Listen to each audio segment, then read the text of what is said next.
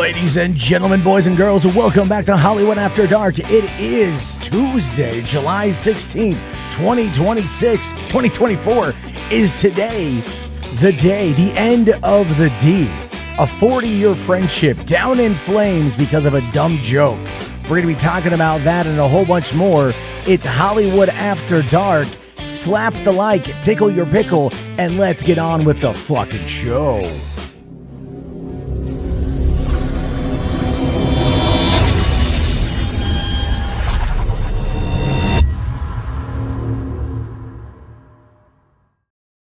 Hey, what's going on, everyone? How you guys doing? Welcome back to Hollywood After Dark. Like I said, it's Tuesday. It's another warm day here in the Northwest.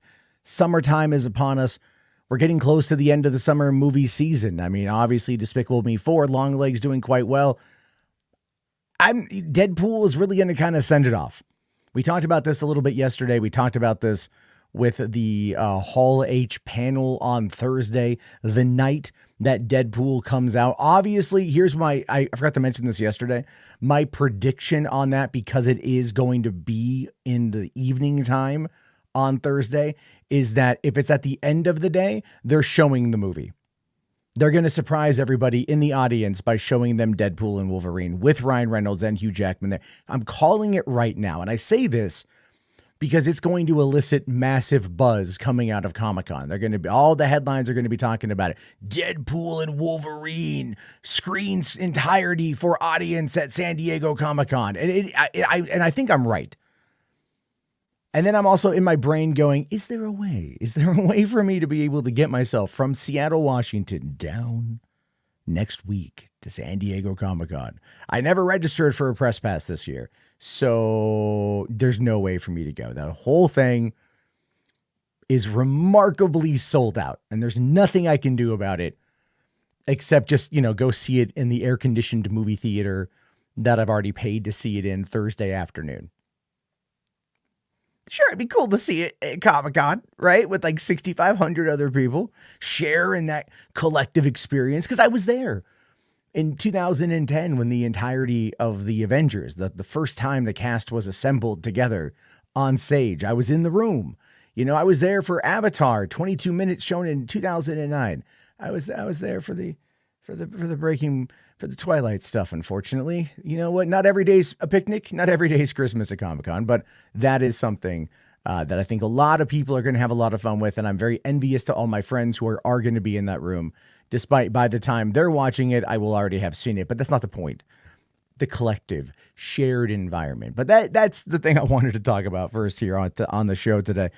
Obviously, there's been some stuff going on, kind of a bit slower in the movie news front today, but we do have the massive implications, the consequences of what happened with Jack Black and Kyle Gass coming off of that comment that was made at a show in Australia that seemed to elicit a hell of a laugh from the audience, and maybe even Jack Black himself, but homie got cold feet, unfortunately. But by the way, guys, just if you want to keep the party going, you want to keep the conversation flowing, be sure to head over to our Discord. You can take a screenshot, scan the QR code right here, or the links in the video description, wherever you might be getting this.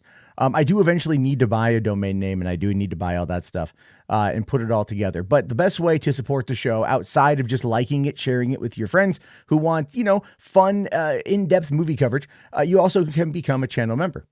Come over here to Hollywood After Dark Premium and get access to that nice, sweet, sexy voicemail call-in line, as well as asking me questions directly. I'm an easy guy to talk to. I don't know how to hustle on this. I'm just going to be honest with you guys. I don't know how to hustle.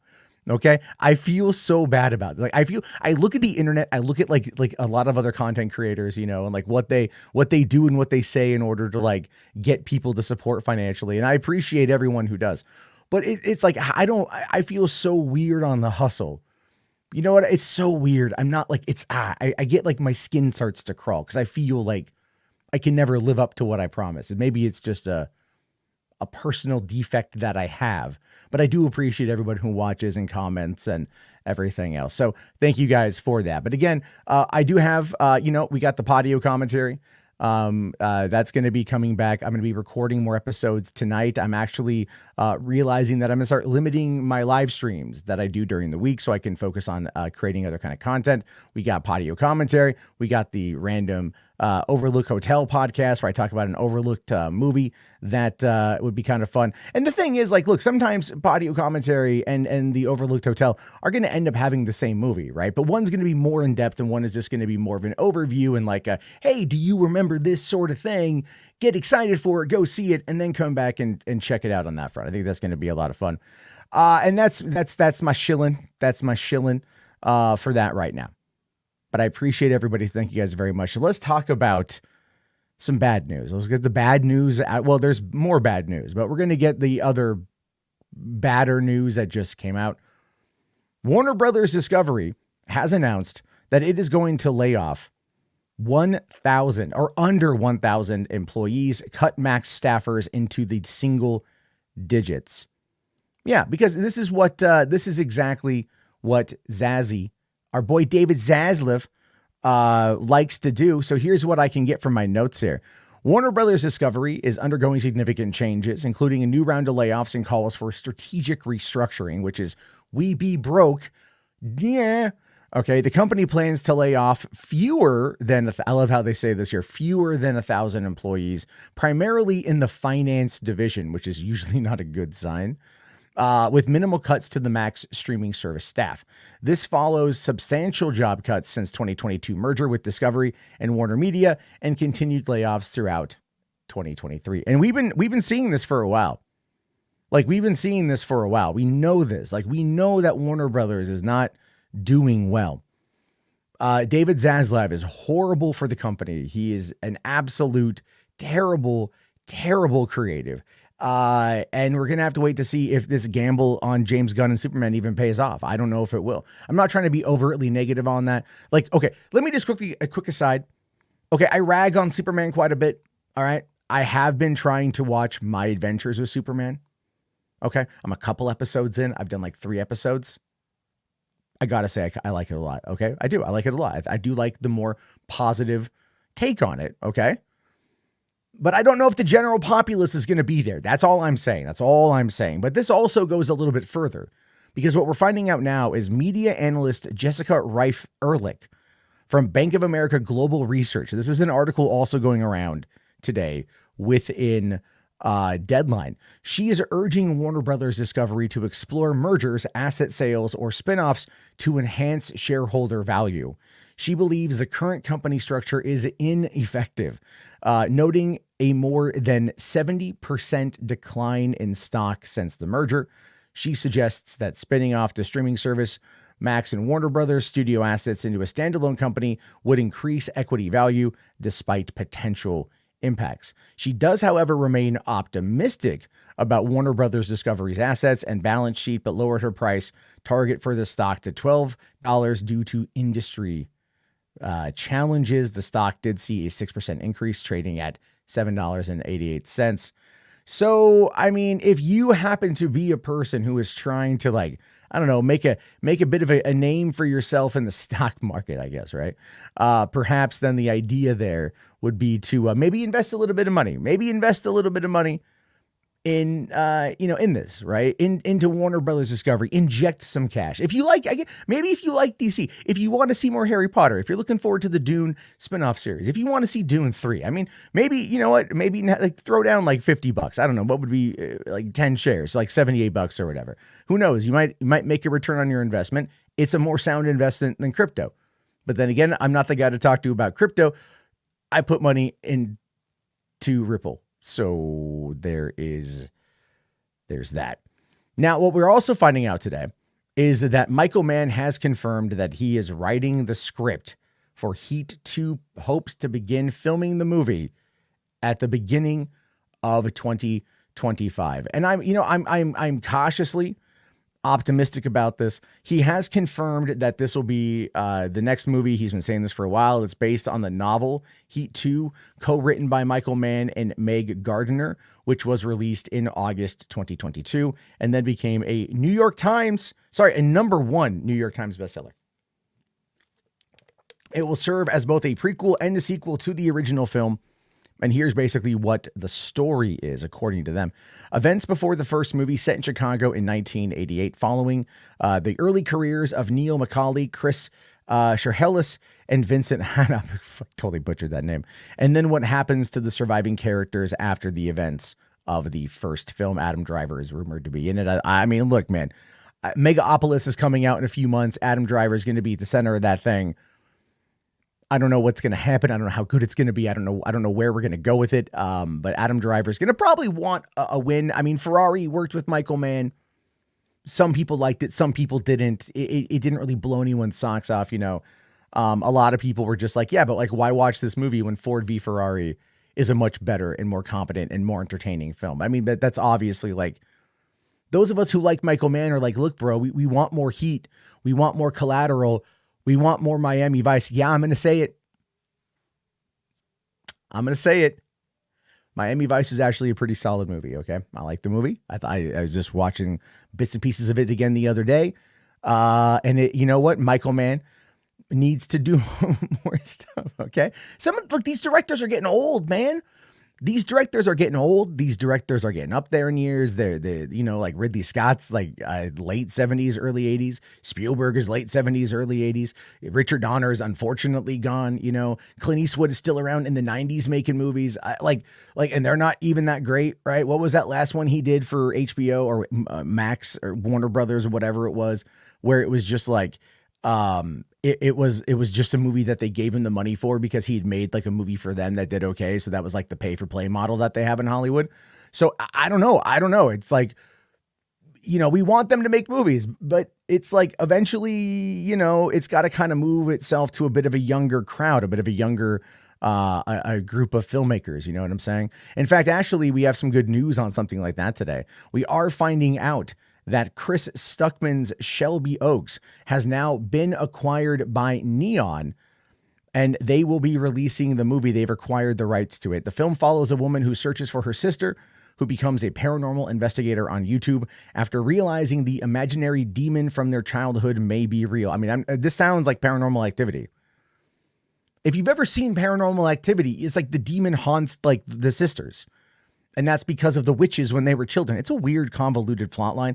I have every faith that Chris Stuckmann is going to be able to deliver something good and creepy and competent. And now you've got Mike Flanagan on board as an exec producer. I know people out there have been talking about that. Like, oh my God, this is going to be amazing. It's marketing.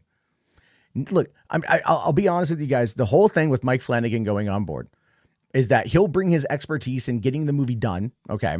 He'll bring his expertise in getting the movie out to the market, which in this case, Neon. And then he'll be able to be put on the marketing in order to make sure that when the movie goes out, people who aren't familiar with Chris Stuckmann's YouTube channel and aren't familiar with his reviews are going to be like, oh, from executive producer Mike Flanagan. Oh my God, that's the guy who did House of Usher or followed the House of Usher on you know, freaking on Netflix. And he did all these other things that are, you know, Stephen King's Dr. Sleep, right? He did all this stuff. Everyone loves him. So his name, it's like back in 2009. So it's been 15 years. The movie 9, the animated movie 9 with Elijah Wood, Tim Burton, and Tamir Betmetnabov, who directed Wanted and Abraham Lincoln Vampire Slayer, and Night Watch for Russia. If you're looking for a good movie, that movie's excellent. But Tim Burton was an executive producer on that movie. And I was at Comic-Con in Hall H when somebody asked him about that. And he was just like, all I did is make a couple phone calls. And people kind of laughed and they kind of chuckled, but it's not wrong. It's not a lie. He's not making it up. That's absolutely true. He was paid money to put his name on the movie as an executive producer. Guillermo del Toro does this all the time. I think even Quentin Tarantino did this for a while with some of the smaller films that he put out under his old boutique VHS company. I forget what it's called, but there's a great film with William Baldwin, and I forget the name of the actress. I think she was in one of his movies, one of Tarantino's films, but it's called Curdled, and it's about a crime scene cleanup woman who is cleaning up a crime scene from a serial killer, and the serial killer then like breaks into the house because he left behind evidence. It's a real good little movie. Came out mid-90s. I remember going to the video store and seeing it there, you know, Quentin Tarantino presents. It's like, oh shit. All right. Tarantino's behind this. No, he's not. He just his name sells it. because we're easily marketable people. You know what I mean? That's what it is. And again, no shade on Flanagan or Chris Stuckmann or none of those homies. No shade whatsoever. But it's very true that in this particular scenario, that's exactly what's happening with that. But either way, I want to see it. I want to see what's going to go on with all that. But I do want to complain about something for a moment. Okay, I know this is going to sound boomerish. This is going to get me comments saying, "Oh, Matt, you're out of touch. What are you doing?" Enough with the Deadpool and Wolverine marketing. Okay, enough with the Deadpool and Wolverine marketing. The little clips, the little trailers, everything else they've been doing. Here's the Spider-Web thwip little thing. There's a couple other little things today that came out about potential cameos in the movie, other variants, if you will, because of the whole TVA thing. I get all that. The movie comes out in a week and a half.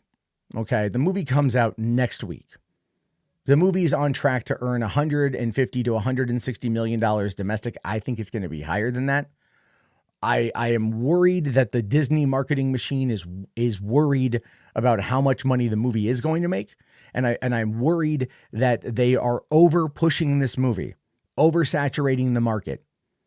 Now, granted, it's Deadpool, it's Wolverine, it's R-rated, it's the end of summer, it's all that stuff. First R-rated Marvel movie, the edgier Marvel Cinematic Universe, all of those things we know about.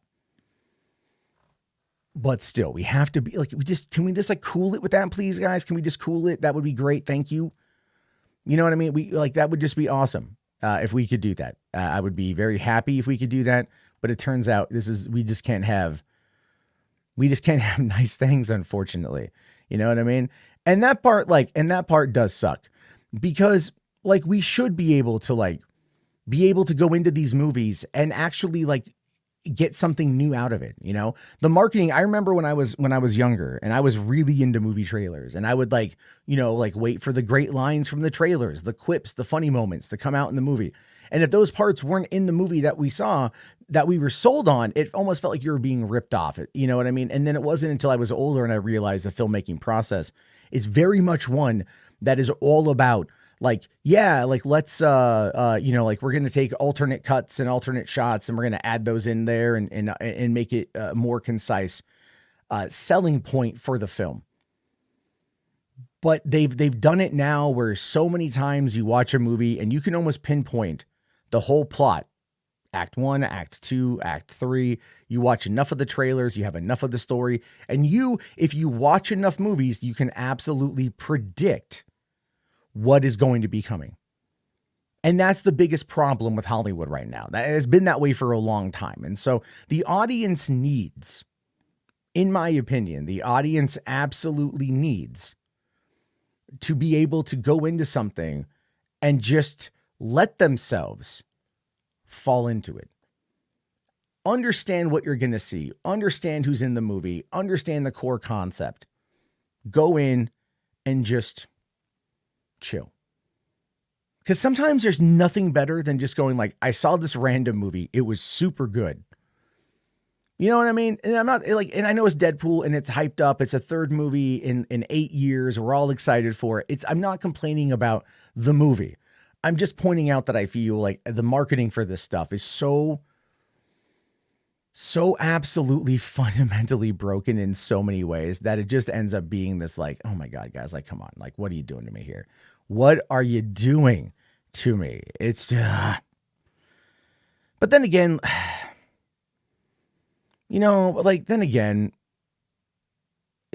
this next story, the final story really of the day, this issue with Tenacious D, right? So Jack Black here says that all future creative plans for Tenacious D are on hold and the tour is canceled. And this is because of what Kyle Gass said on stage about Trump. In fact, this is his actual statement here. I was blindsided by what was said at the show on Sunday. I would never condone hate speech or encourage political violence in any form.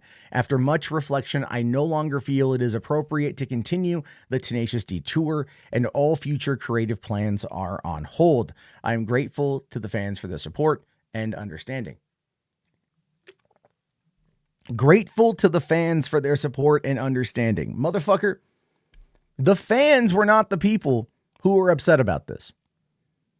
I mean, there were some Karens, make no mistake. Okay. And Kyle shouldn't have said it. It was a stupid thing to say, but that's all you chalk it up to.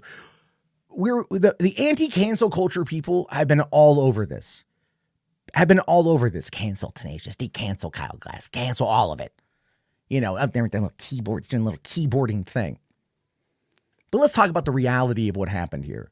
Okay, what Kyle said was inappropriate. Make no mistake. I'm not justifying that. But the crowd didn't boo him. The crowd wasn't upset. The crowd laughed and the crowd cheered. And obviously Jack responded laughing about it as well. Gallows humor is a real fucking thing. It is a real fucking thing. A lot of people will make very inappropriate jokes because they're coping with whatever the hell is going on.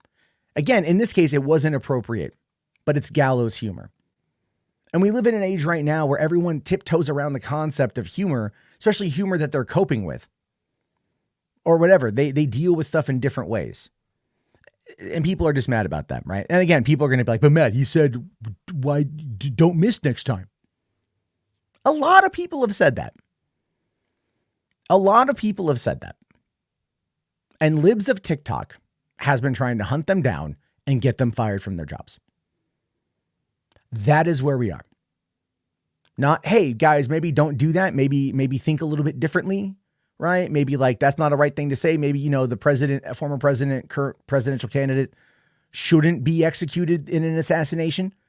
Maybe just, I don't know, like just maybe don't do that, right? Maybe we just, you know, realize that we've been living in this political fucking nightmare for 10 years almost with this guy around. And a lot of people are just fed up and they just want him gone. And this was like, that was their response because they see what's on the docket, Project 2025, Agenda 47. I mean, like, I'm not trying to turn this into a political thing here, but it's like, go read up on that stuff. If you want to cool the fucking temperature, if you want to lower the temperature, if you want to get people to maybe chill out, just go put a hand on their shoulder and just go, not cool, bro. Not cool. And then maybe they'll go, oh yeah, okay, that was too far. But the problem that we face here is that people dive into this culture stuff now and they're going to dig their heels in. Okay. Because then they feel like they have to do that, whether it's on one side or the other because of tribalism. It's on both sides. It's on all sides. Everything's tribalism, especially even in movies. Look at the people that attack all the Star Wars, all the Marvel stuff. They don't do it because they care about the stuff. They do it because they know they can keep you angry. And that leads into everything else as it's been going on. But let's talk about the real reason why Jack Black did what he did. This has nothing to do with what Kyle said. It has everything to do with Jack Black's career. He doesn't want to get canceled. He doesn't want to see Super Mario Brothers 2 go away. Jumanji sequels go away. Kung Fu Panda 5 go away. If there's ever a Kung Fu Panda and Shrek crossover, which I believe there could be, and there kind of should be. But all the things he has done, he's got a very, very, very vested relationship with Universal. The Croods 2, he sang the closing credit theme song. So he was involved in that. He, again, Bowser, Kung Fu Panda, like all of these things that he's doing voice acting wise, never mind actual acting. Even he was in Star Wars. It was the worst episode out of The Mandalorian, hands down by far. Completely wasted Jack Black, Christopher Lloyd, and Lizzo. You know, just what the hell was that episode? Oh my God, I did not like that episode. That's me saying that. So you guys know that I'm not a fan. But that's why he did it.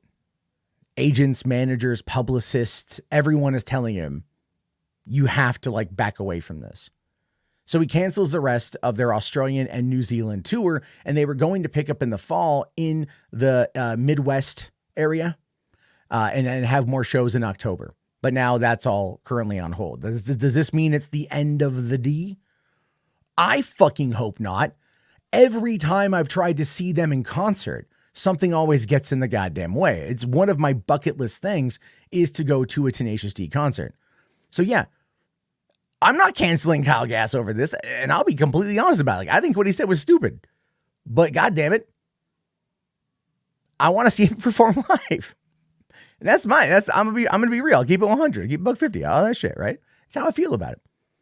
But it's really just Jack wants to protect his own his own, career.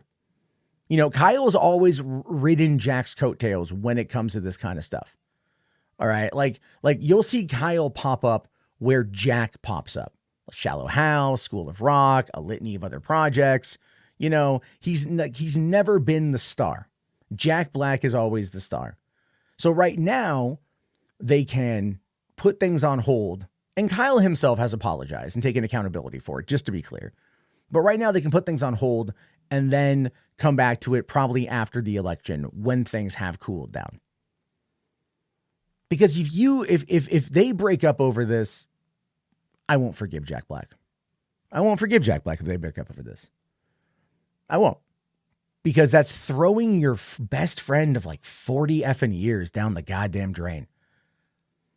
Like, you know what I mean? Like, I'm not trying to say Jack should sacrifice his career, because he built it and he built it well. But there is such a thing as fucking loyalty. And there is such a thing as standing by your friends. And it sounded like he was throwing his buddy under the bus. And I don't like that. I don't like that one bit. I think he could have said it a little bit differently, right? Oh, I was blindsided by what happened. Oh my God. You know your friend's personal political opinions. You know that.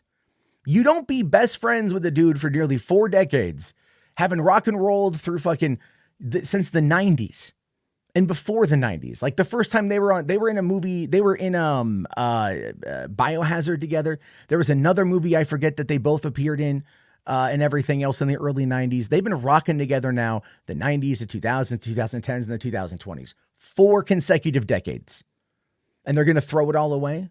No, he's not going to do that. If he does do that, I'll be mad. And when I say Tenacious D is one of my favorite bands, I'm not kidding you. All day long in my head, I've been singing Kyle Quit the Band. Right? Like last week, Kyle quit the band. And now we're back together. Misunderstanding, didn't understand. Right? Like, you know what I mean? Like, that's how I'm viewing it as a fan. Like, I'm like, no. Get back together on that. Again, and you guys are not going to feel the same way I feel. But I'm not going to lie to people, and I'm not going to sit there and try to tell you, like to feel a certain way, or that I'm going to lie to you about how I feel about stuff. No. I think this was preservation, because nobody wants to lose their career over making a dumb comment. And it happens in this day and age, especially after what happened last weekend. But by the way, just because I'm going to end it with this little caveat here, as I've been predicting and as I've been correct, we're already past it. It's been 4 days. We're already past it. The RNC is going on. Everyone's talking about the new the vice presidential pick, which is an interesting one. We're not talking about the shooter. We're not talking about that. It's already moved on, as I predicted it would. So let's get back to talking about things that we like, because the tragedy was averted. They're going to investigate. They're going to put together their report. And then we as a country, as a collective, can mourn the loss of the person who did lose their life. Not the shooter, because, fuck that guy, but the other dude. And then we can move forward with everything else, right? So, if you're feeling some certain, maybe I'm just feeling it, okay? Like, because it's been stressful. I'm not going to lie. Like, it's been stressful. And so, like, movies are my go-to. Entertainment's my go-to for all this kind of stuff. So I hope it is for you guys as well. I'm going to get off my soapbox. I'm sorry. I apologize. I'm just like, once I get going, I get going. If you ever watch me live, But be sure to leave your thoughts. Be sure to leave your opinions. This is Hollywood After Dark. Please join the Discord. All right. Take a screenshot right here. Just join the Discord and, help me out. Join the party. Join the team. Okay. And I'll talk to you guys later. We'll be back tomorrow with another episode. Have yourself a great day. Go watch a movie. The new trailer for John Woo remaking his own movie, The Killer, is on Peacock. It looks pretty good. Maybe check out Tubi for some good horror movies, right? Have yourself a great day, everybody. I'll talk to you all later. Thank you again for watching. This has been Hollywood After Dark, and peace the hell out. Oh, yeah.